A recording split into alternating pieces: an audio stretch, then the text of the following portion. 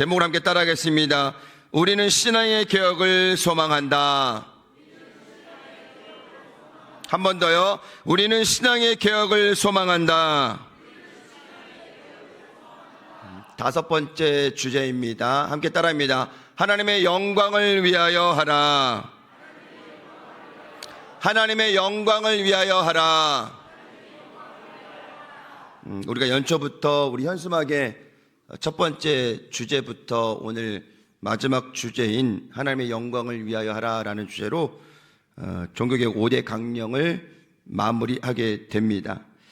여러분, 성숙한 그리스도인의 삶은 감사의 삶이요, 그 감사란 하나님이 주신 은혜를 생각하며 그 삶의 고백으로 이어지는 것입니다. 오늘 마지막 31절의 말씀처럼요, 너희는 먹든지 마시든지 무엇을 하든지 다 하나님의 영광을 위하여 하라. 아멘. 여러분, 세상은 자기의 영광, 자기의 업적을 위해 분주히 달려갑니다. 그러나 개인의 욕심을 위해서만 살아가는 사람들은 욕심을 채우기도 전에 무너지게 됩니다. 톨스토이의 단편에 사람은 무엇으로 사는가에 라는 책에 그 소제목에 사람에게는 얼마나 많은 땅이 필요한가 라는 이야기가 있습니다.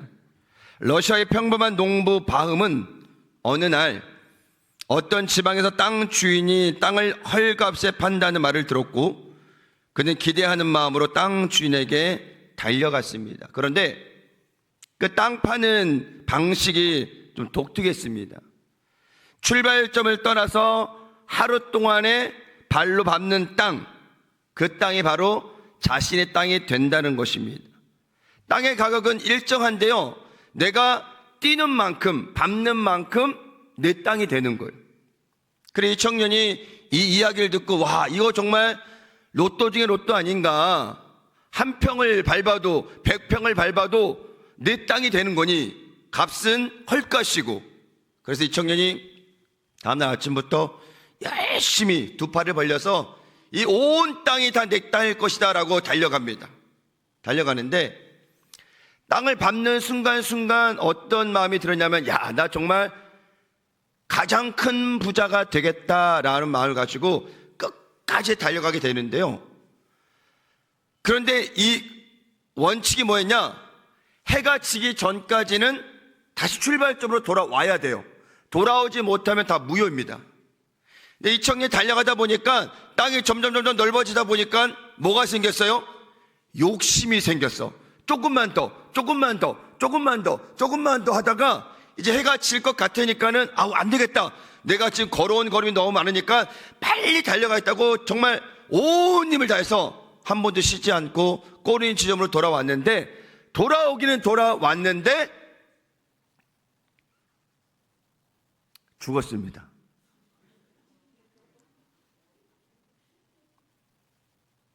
밥도 먹지 않고 물도 마시지 않고 쉬는 시간도 없이 그 땅을 차지하기 위해서 달렸던 그 욕심, 그리고 돌아왔을 때 그 육체가 이미 쇠하여서 죽게 되는 상황이 되었다는 것입니다. 그리고 그 주인이 그 바흠을 위해서 이렇게 이야기를 합니다. 사람에게는 얼마만큼의 땅이 필요한가? 그를 위해서 그 바흠이 누울 만한 자리에 땅을 주었다는 이야기로 마무리가 됩니다. 저는 이 이야기를 다시 접하면서 오늘 우리는 어떠한 마음으로 이 세상을 살아가고 있을까? 많은 사람들이 부를 축적하고 더 많은 것을 소유하고 간직하고 쌓기 위해서 열심히 달려갑니다. 왜 아이들이 공부 열심히 해요? 그 목적은 따로 있습니다. 공부 잘하지 않으면 성공하지 못하거든요. 공부에 뒤처지게 되면은 나중에 졸업하고 대학을 졸업하고 나중에 성인이 되어서 내가 할 수 있는 일을 찾지 못하는 경우가 많거든요. 직업에 귀천이 없다고 이야기는 하지만 공부 잘해서 넥타이 매고 좋은 차 끌고 다니고 돈을 많이 쓰고 다니고 우리가 이야기하는 부자가 되고 싶은 사람들이 굉장히 많다라는 거예요. 우리나라가 얼마나 가난했는지, 우리 부모가 얼마나 가난했는지 나는 그렇게 살지 안 되겠다라는 마음을 가지고 공부하다 보니까 공부의 목적이 뭐가 돼 있어요? 하나님의 영광이 아니라 돈을 많이 벌기 위해서, 부자가 되기 위해서, 좋은 데 취직하기 위해서. 자녀들의 그 학업의 그 동기나 목적부터 이미 바음이 생각하는 더 넓은 것을 가지기 위해서, 더 많은 것을 가지기 위해서 달려간다면, 만약 그것을 이루지 못할 때는 어떨까요? 이룬다 할지라도 건강을 잃어버리면 모든 것을 다 잃어버리는 거예요. 저와 여러분은 하나님의 영광을 위해서 살아가는 저와 여러분이 되시기를 주의 이름으로 축원을 드립니다. 여러분, 그리스도인들은 청직의 삶이에요. 물질이나 가족이나 환경이나 자녀나 시간이나 그 모든 환경들이 뭐예요? 내 것이 아니라 하나님의 것이고, 하나님께서 잠시 우리에게 맡겨주신 거예요. 그러니까 주님께서 아브라함에게 얘기했던 것처럼 그 이삭을 나한테 줘라라고 얘기했을 때 우리는 순종하는 마음으로, 왜? 주님의 것이니까 드릴 수 있는 마음의 준비가 돼야 된다는 사실을 기억하시기를 주의 이름으로 축원을 드립니다. 여러분, 수고한 대로 그 열매를 먹는다는 거요, 쉽지 않습니다. 이번 눈이 많이 오고 여름에 장마가 많이 있잖아요. 뭐 서울 지역도 마찬가지지만은 이 도서지방 같은 경우는 비닐하우스가 무너지고 과수원이 다 어려워지게 되면은 한 해 정말 열심히 갖고 왔던 그 모든 농작물이나 그 모든 것들이 다 한순간에 물거품이 됩니다. 국가가 보상도 안 해줘요. 못 해줘요, 다. 그 과수원이나 그 농작을 하고 비닐사업을 하는 사람들은 1년 내내 그걸 해서 열심히 달려가는데 눈이 많이 와서 비바람이 불어서, 그래서 한순간에 무너지는 순간들을 많이 보게 됩니다. 저는 25년 전에 집에 화재가 나서 모든 것을 다 잃어버렸습니다. 좀 살만하니까 집이 경매가 당해서 쫓겨나서 철거미천에 7개월을 살아야 될 시기가 있었습니다. 생각해보니까 그 전에 내 삶이 내 것을 가지기 위해서 사역을 하고 있었지만, 사역도 내 것을 위해서, 내 삶을 위해서 달려갔던 시간들이 많이 있지 않았나라는 것을 돌아보는 순간을 갖게 되었습니다. 그리고 그 많은 것들을 경험하면서 내 것이 아니라 하나님의 것이라는 바로 청직의 마음을 가지고 여태까지 살아가고 있습니다. 그래서 우리는 사도 바울의 고백처럼요, 자족하는 마음, 감사하는 마음, 내 것이 아니라 다 하나님의 것임을 고백할 수 있는 귀한 삶에 살아가는 여러분이 되시기를 주의 이름으로 축원을 드립니다. 주님이 주신 모든 것을 감사함으로 누릴 때 하나님께서 더 큰 축복을 우리에게 안겨주시는 것입니다. 아브라함이 이삭을 바쳤던 것은 이삭이 내게 아니라 하나님의 것임을 고백하는 바로 순종의 모습이었다는 사실을 기억하시길 바랍니다. 욥도 하루아침에 모든 것을 다 잊어버렸어요. 그러나 욥에서 욥이 뭐라고 고백하느냐? 그의 입술로 그의 입술로 범죄하지 않았다라고 성경은 이야기를 하고 있습니다.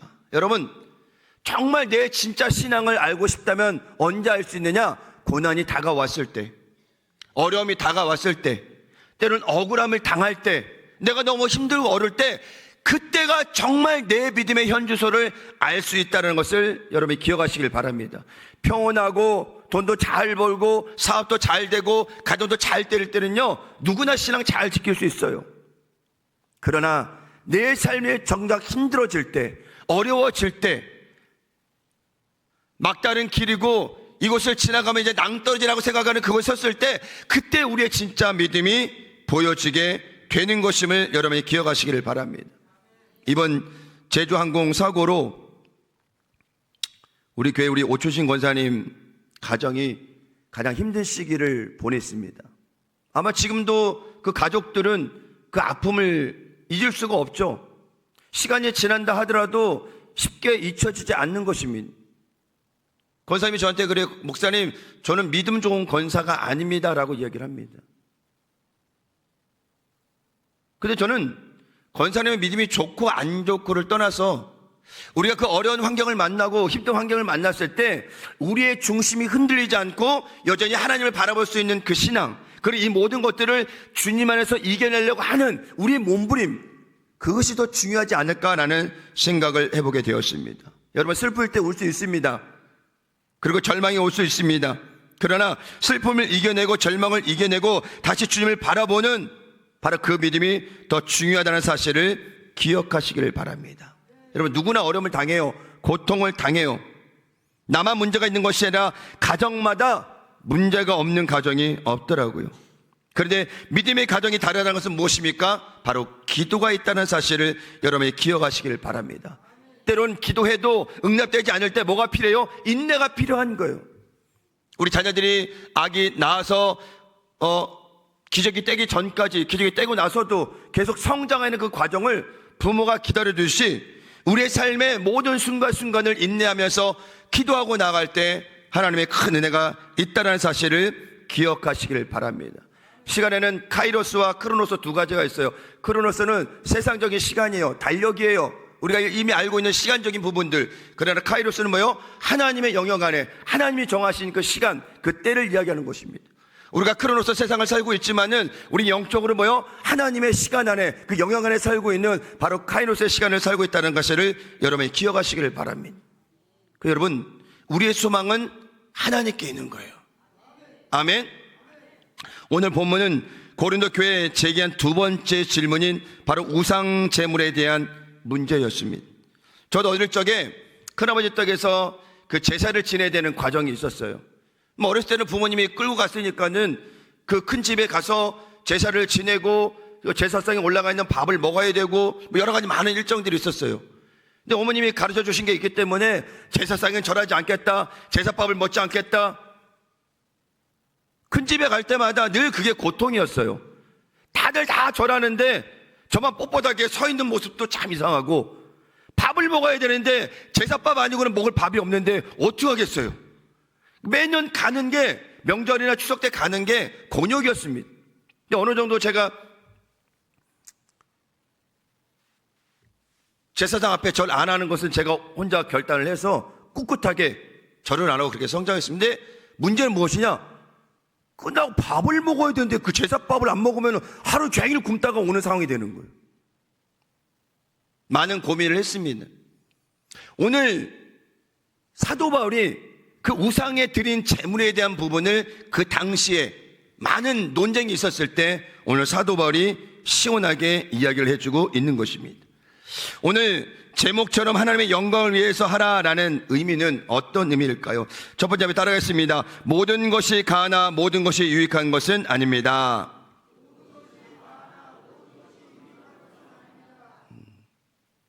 모든 것이 가능하지만 그 모든 것이 다 유익하다는 것은 아닌 것입니다. 제가 예전에 자유와 자유를 설명해 드린 적이 있는데, 자유는 무엇이냐? 사전적 의미로는 남에게 구속을 받거나 무엇에 얽매이지 않고 자기 뜻에 따라 행동하는 것, 이렇게 되어 있고요. 자율은 남의 지배나 구속을 받지 아니하고 자기가 세운 원칙에 따라 스스로 규제하는 일, 이렇게 나눠져 있어요. 물론 그 자기가 세운 원칙이 건강하지 않다면 그것도 자유가 될 수 있어요. 우리가 이야기하는 그 원칙이란 무엇이냐? 바로 믿음 안에, 그리스도 안에 건강한 원칙이 세워지는 것을 우리가 의미하는 것입니다. 여러분, 어른과 아이를 놓고 볼 때요, 어른은 사전적 의미로 다 자란 사람을 이야기하고 있습니다. 그럼 아이는 뭐요? 아직 미성숙한 거예요. 부족한 게 많아요. 그러나 지금 이 현대사회에 일어나는 모든 문제들의 부분을 보면 뭐요? 다 자란 어른들이 많은 문제를 일으키고 있다라는 것입니다. 이번 법원 폭력 사태는 아이들이 아니라 어른들입니다. 물론 청년들이 있다고 하지만은 그 모든 상황들이 뭐요? 어른들의 잘못된 생각, 잘못된 판단을 인해서 이루어지고 있는 사태라는 것입니다. 대통령 관저가 있는 곳에 그 주변에 다니는 등하교 하는 가정들이 굉장히 많다고 합니다. 뉴스에도 몇 번 나왔는데요. 등교할 때 어머니가 아이들 손잡고 같이 가면은 그 아침 새벽부터 농성하는 그 길을 지나가지 않을 수가 없다라는 거예요. 그런데 거기서 외쳐지는 많은 이야기들, 많은 구호들, 많은 노래들, 많은 비판들, 많은 입에 담지 못할 욕설들, 그것들을 다 듣고 등교하고 하교해야 되는 상황이 벌어진다고 합니다. 그러니 지금 이 시대에 우리 아이들이 공부를 해도 어른들의 그 표현의 자유라는 것 때문에 얼마나 많은 피해를 입고 있는지 우리가 다시 한번 생각을 해봐야 되는 것입니다. 오늘 말씀처럼 모든 것이 가하지만 모든 것이 유익하지는 않다라는 것입니다. 그럼 여러분, 성도들은 좀 자유로울까요?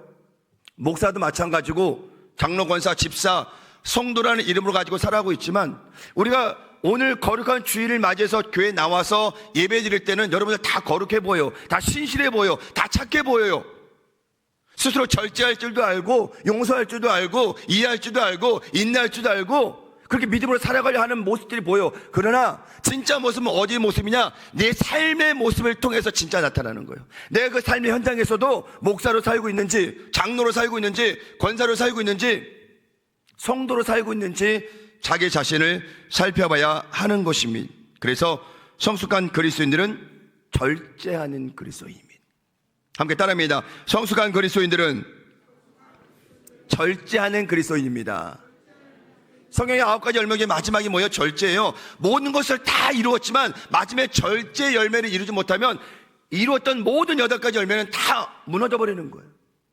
말하고 싶지만 말하지 않는 것, 행동하고 싶지만 행동하지 않는 것, 표현하고 싶지만 표현하지 않는 것, 그게 뭐예요?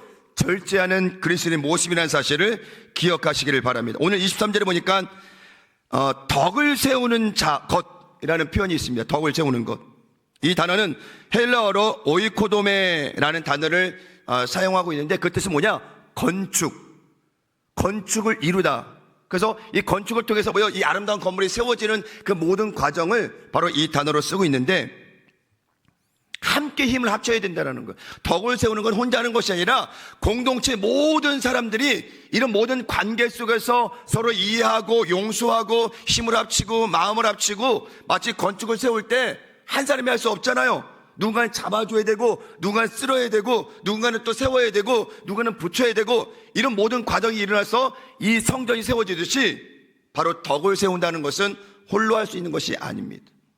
작년 6월달 7월달 한 거의 2달 동안에 이 바닥하고 여러분들 보시는 이 성전 정면 바닥 이 앞에 무대도 지금 우리가 확장한 거야. 한 2칸 정도 확장했는데 서울 같으면 여러분 그냥 시공사 견적 내가지고 제일 싼 데 골라서 그냥 하면 돼요. 보통 그렇게 공사를 합니다. 근데 우리 교회는 모든 시설물을 외부보다는 성도들이 직접 해요. 그래서 이 앞에 무대도 직접 세면을 바르고 푸고 진 이겨가지고 바르고 그리고 앞에 이 틀도 여러분 이야기 안 하면 외부 사람이 와서 한 줄 알죠. 저희 성도님들이 하신 거예요. 장로님들이 직접 아시마 타고 올라가서 저 꼭대기까지 올라가고 저 일일이 다 붙이고 쉬운 작업이 아닙니다. 여러분 혼자 할 수 있는 것이 아니에요. 누군가는 사다리 잡아줘야 되고 누군가는 도구를 올려줘야 되고 바로 덕을 세운다는 것은 무엇이냐? 우리 전 성도가 공동체 의식을 가지고 마요 그 덕을 세우는 작업을 함께 진행해야 된다는 사실을 기억하시기를 주의 이름으로 축원을 드립니다. 그래서 오늘 24절을 말씀합니다. 누구든지 자기의 유익을 구하지 말고 남의 유익을 구하라. 여러분 가능하세요? 내 유익보다 남의 유익을 구하며 산다는 게 가능할까요? 쉽지 않습니다. 트럼프 대통령이 제2기를 지금 출범을 했는데요. 뭐라고 하고 나왔어요? 미국을 위해서. 그가 대통령 70날 쌓이는 것만 해도 엄청나더라고요. 그 쌓이 다 뭐예요? 미국을 위해서 산다는 거예요. 미국을 위해서. 얘 남을 위해 살지 않겠다라는 거예요. 왜 우리가 다른 나라에서 피를 흘려야 되며 왜 물자를 자원해야 되고 이런 여러 가지 부분들이 본인 생각에는 안 좋다라는 거예요. 어쩌면 그 마음이 맞아요. 아니 맞다는 게 아니라 그 마음을 갖고 있는 삶을 살아가는 사람이 많다라는 거예요. 여러분들 누군가를 위해서 희생하고 누군가를 위해서 유익을 구하기 위해서 애쓰는 그런 삶을 살기가 쉽지 않다라는 거예요.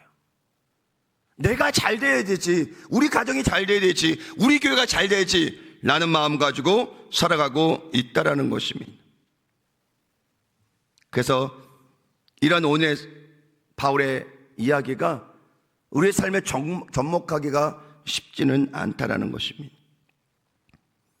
아주대병원의 이국종 교수님을 모티브로 만든 중증외상센터라는 드라마가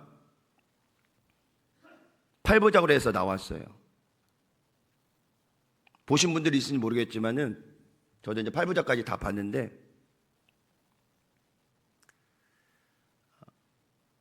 어쨌든 저 사건을 통해서 우리나라의 중증외상센터가 많이 발전도 하고 국가가 또 관심도 가지고 물적도 지원하고 인력도 지원해서 지금 많이 나아졌다고 합니다. 저 드라마를 잠깐 봤는데 병원에 환자를 받아줄 수 없어서 병원만 뺑뺑이 돌다가 그냥 죽으신 분들이 많대요. 그만큼 열악합니다.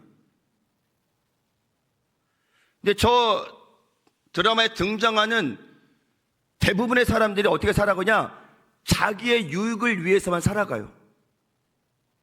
같이 모여있는 모든 의사들의 회의에서도 다 자기 과가 유익을 얻기 위해서 여러 가지 하는데, 유독 이국종 교수님을 모티브로 한 주연 배우 주지훈 씨가 중증외상센터 과장으로 근무를 하는데, 저분만 유일하게 자기의 유익이 아니라 한 생명을 살리기 위해서 자기의 모든 것을 다 바치는 그런 모습으로 연기를 하고 있습니다.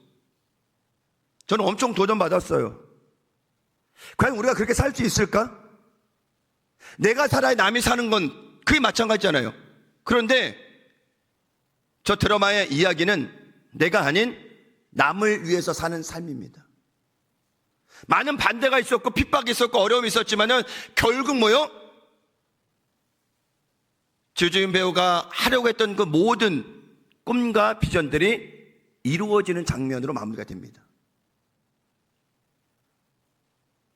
그러니까 여러분이 살았던 삶이 나를 위한 삶, 우리 가정을 위한 삶, 내 공동체를 위한 삶, 우리 가족을 위한 삶이었다면 이제는 바뀌어야 돼요.